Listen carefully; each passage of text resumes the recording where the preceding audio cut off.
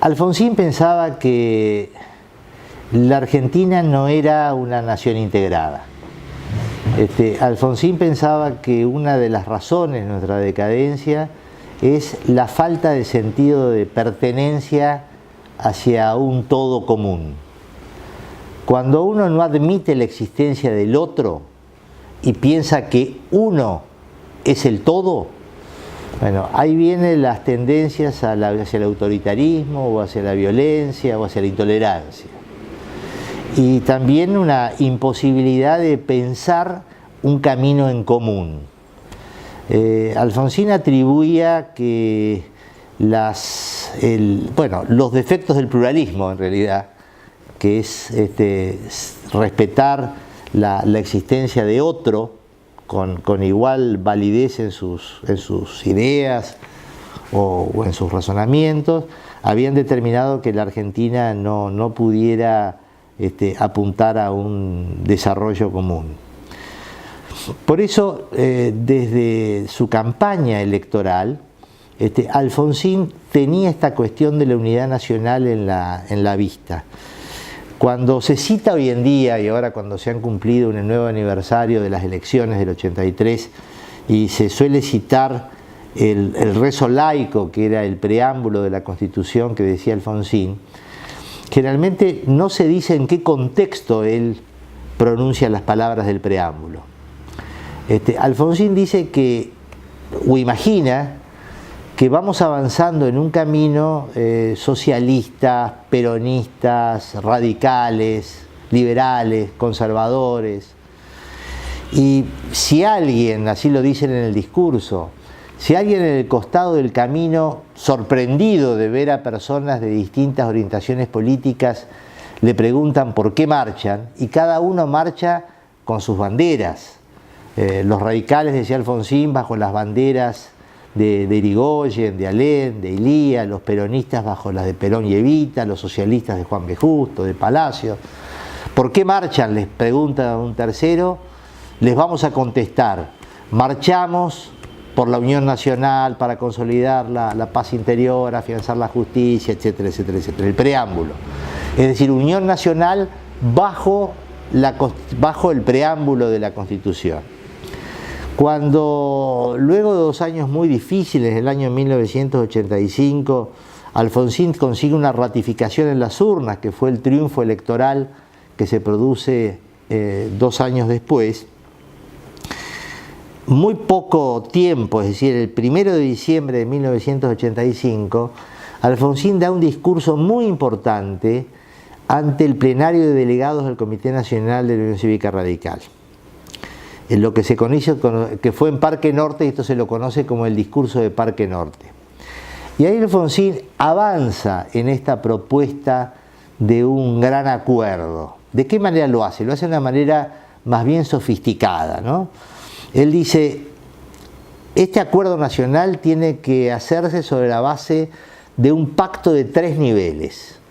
El primer nivel es un pacto de garantías. El pacto de garantías significa respeto a las reglas comunes, que las discusiones no debían hacerse sobre la base de los intereses crudos, sino sobre razones objetivas, es decir, deliberación, y finalmente, obviamente, respetar las decisiones de la mayoría, es decir, pluralismo, deliberación razonada para poder tener las decisiones.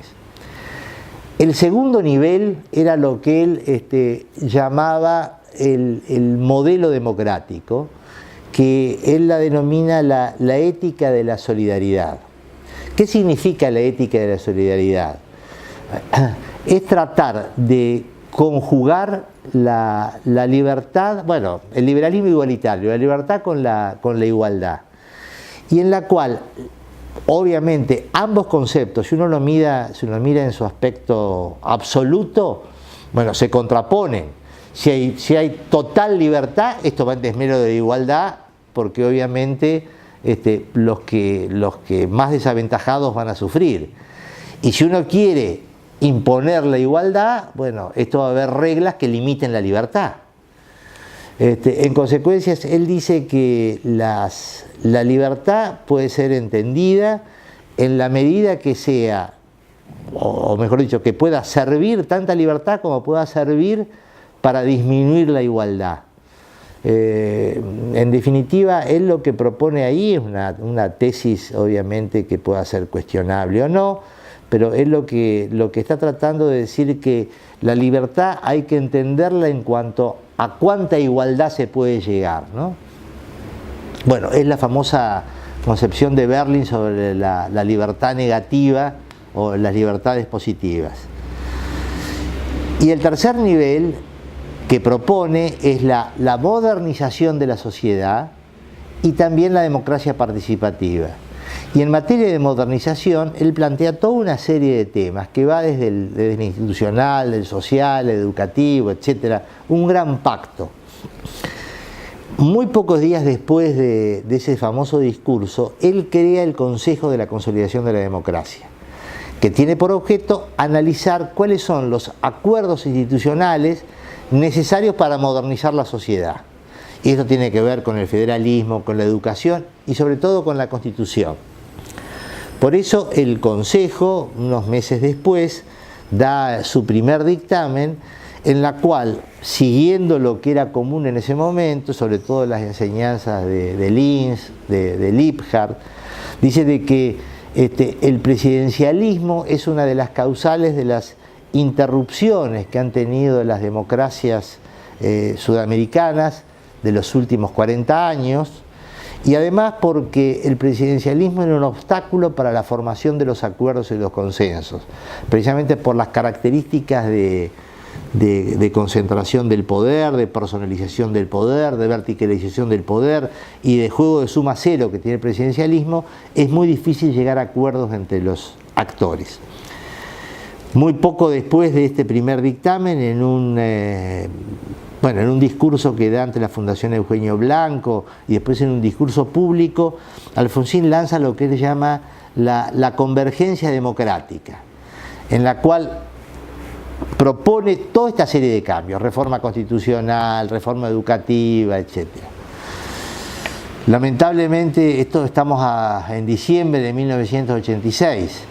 Todo esto se frustra en los primeros meses del 87, bueno, con el levantamiento militar de Semana Santa, bueno, la sanción de la ley de obediencia debida y punto final, etcétera, cosas que llevaron a interrumpir el proceso e incluso, en el caso de Alfonsín, a perder las elecciones del año 87. Hay un revival en el año 88, cuando Alfonsín, desde el Ministerio del Interior, propone nuevamente la reforma constitucional. Hay un acuerdo que firma en su momento con Cafiero, y en esos tiempos hay un documento base que se firma con el justicialismo de Cafiero, no con Menem, sobre cuál sería un contenido, en una serie de enunciados generales, cuál sería el contenido de la eventual reforma constitucional. Justamente muchos años después, cuando Alfonsín se reúne con Menem antes de firmar el Pacto de Olivos, y conversan acerca de qué ponerle como contenido. En realidad Menem quería la reelección y bueno, ¿qué querés vos a cambio de la reelección? Bueno, ambos deciden reflotar esos acuerdos del año 1988, que reconocen también fuente inspiradora, por supuesto, en el dictamen del Consejo de la Consolidación, ¿no?